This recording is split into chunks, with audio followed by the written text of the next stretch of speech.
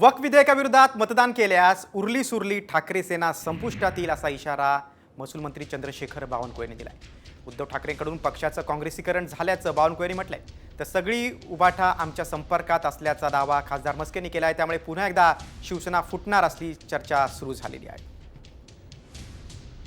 तर वक्फ बोर्डाच्या विरोधात सुधारणा विधेयकाच्या विरोधात उद्धव ठाकरेंनी जर मतदान केलं तर महाराष्ट्रातली पूर्ण उद्धव सेना संपूर्ण उद्धव सेना उद्धव ठाकरेजींना सोडल्याशिवाय राहणार नाही।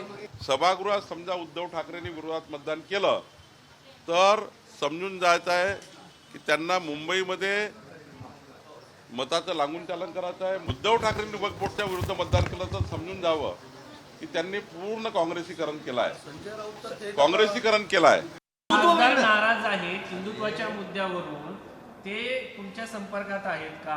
कारण वक्फच्या मुद्द्यावरून जर त्यांना वक्फच्या बाजूने मतदान करायला लावलं तर ते काय भूमिका घेतील? संपूर्ण उभाटाच कार्यकर्ते आणि पदाधिकारी आमच्या संपर्कात आहेत। महाराष्ट्रामध्ये आपण पाहताय कशी गळती लागलेली आहे।